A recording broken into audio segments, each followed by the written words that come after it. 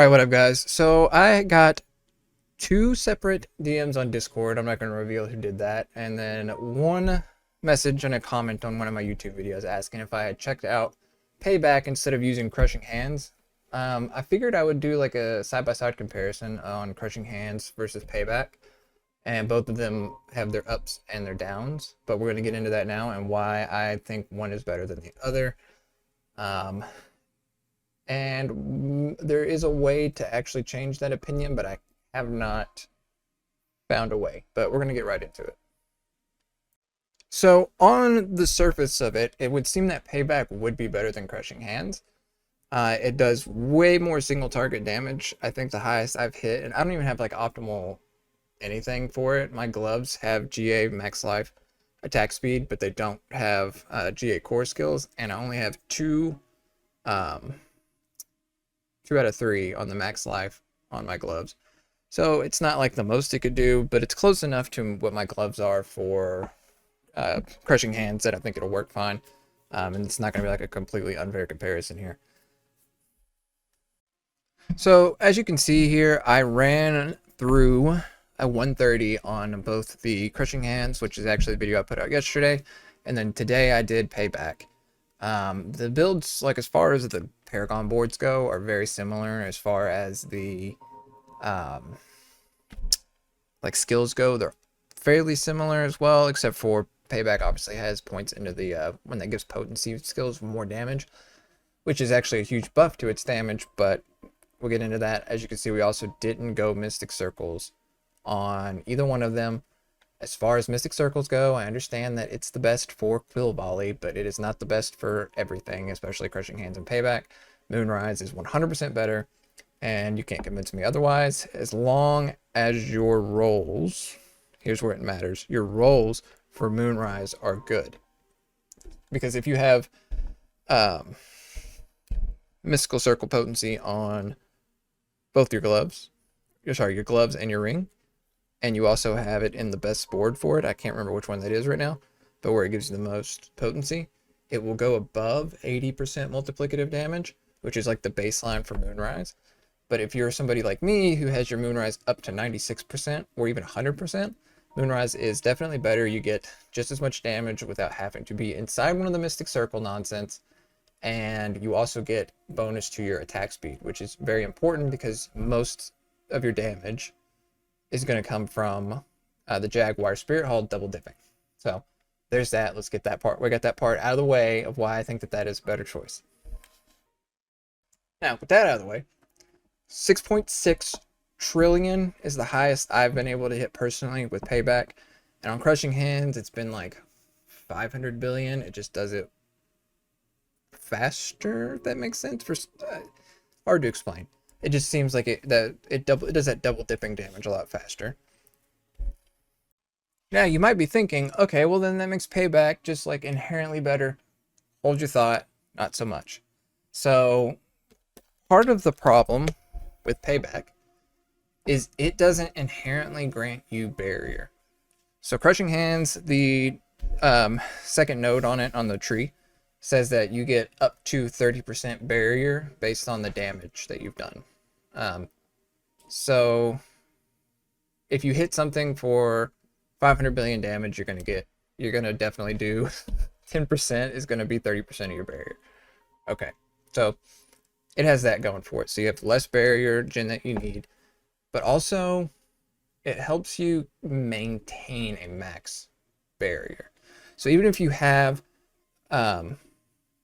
where whenever your bulwark goes off, you get max barrier on the Payback, you have to wait until bulwark casts again to get max barrier back, because when you're up against a bunch of enemies, like a group, they inherently chip down at your barrier, so you don't do as much damage for your max life viscous shield bug. So without the viscous shield, without you being at max barrier, you can't hit that high. Same thing goes with Crushing Hands, both of them. If you do not have max barrier, the viscous shield bug thing just doesn't work very well, and you kind of get screwed on damage. So when you're going against single target, Payback 100% wins. If I could get the damage and the AoE clear of Crushing Hands and then the single target damage from Payback, I'd have the best build in the game. Okay. But you know, obviously it doesn't work that way. Now, as far as clearing mobs go too, Payback, it doesn't go in a circle around you, okay? It only deals damage directly where you hit. So all these mobs or trying to hit multiple elites at the same time just doesn't work. And it would work better if you do use Vortex to like suck everything in. But if you do that, then you can't make enemies vulnerable very well. Like, yes, you could run lucky hit chains to make vulnerable on a ring, but it only makes them vulnerable for 2 seconds. You have to lucky hit, and it's not going to do the damage. The hit that makes them vulnerable, it is not going to do vulnerable damage.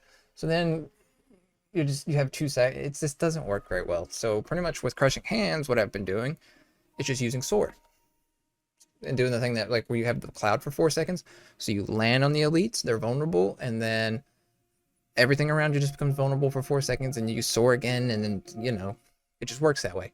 Now, it works that way to make an enemy vulnerable on Payback, but because you don't do like an AoE circle like you do with Crushing Hands, then you can only hit what's directly in front of you, right? So you're not able to really clear out mobs. Pretty much when you're playing Payback, you're just running to elites and trying to kill them, right? And even having AoE damage when there's a bunch of elites works. Now, I do know that some people run Turbulence on their boots so that they can cast Soar and suck them in with Vortex and get both these benefits, right? But then you don't get to have Apprehension, and you lose up to 40% of your 40% multiplicative damage because you don't have Apprehension anymore. So yeah, it's just ugh. It was frustrating because I've been sitting here for like an hour trying to figure out how I can make Payback suck enemies in, or at the very least maintain its barrier fully, so that maybe it can make up for that. But it hasn't been, you know. Because here's the thing, with Crushing Hands, I could clear 130 mobs, but then I couldn't clear 130 boss because I didn't do enough single target damage, right? Now, I've passed that barrier, but I don't think I'll pass it for 135 yet. We're working on that. But right now we're stuck at 130. Whereas Payback, I firmly believe, could easily take out 135 and 140 boss, right? The way that it is right now for me. But there's no way it's going to clear through the map. And even if it does, it's going to take 15 minutes, and I don't want to take 15 minutes. We're trying to get like 7 or 8 minutes, you know? Which Crushing Hands did at 130. And then if you're just trying to level, then Crushing Hands just takes it by far. All right, like when you're doing just like pit 101 to 111, and you're just trying to clear mob as quick as possible to gain some Paragon levels, right? Crushing Hands, 100%, just absolutely takes it because you clear it in like a minute and a half, and you just go because everything dies in 1 to 2 hits. And I can't remember if I mentioned it, the reason that this is not a problem for Quill Volley, which is just undisputed, just the best in the game, not for speed clearing, but once you start getting into the higher tiers where speed clearing is not what you're trying to do, yes, it's the best, okay? I can't even argue with it, and here's why. It inherently can make enemies vulnerable all on its own. It can't do the barrier thing, but it at least does one thing, right? Like, Payback doesn't do anything on its own other than a ton of damage. Okay. Quill Volley has a ton of damage and the vulnerable thing, but no barrier thing. Crushing Hands does good damage, not fantastic damage, but good damage, but it does the barrier thing. So there we go. That's why on the tiered list of these 3, which yes, I would say these are the top 3. I haven't done a lot of research into Rake, so don't shoot me if like Rake is like number 3 or number 2, but like I haven't seen anybody been playing Rake for me to think that that's the case. Quill Volley, Crushing Hands, Payback. But this video is not about Quill Volley. Okay? It's Crushing Hands versus Payback. Single target bosses, Payback is the best. 100%. If you're just like going around killing like Duriel, I mean, don't get me wrong, Crushing Hands still just annihilates him, but like I did 1 Beast in the Ice with my Payback build still equipped, and I didn't even realize I killed him. So Um, and then Crushing Hands, though, it still does a good enough job. For speed clearing, Crushing Hands is better.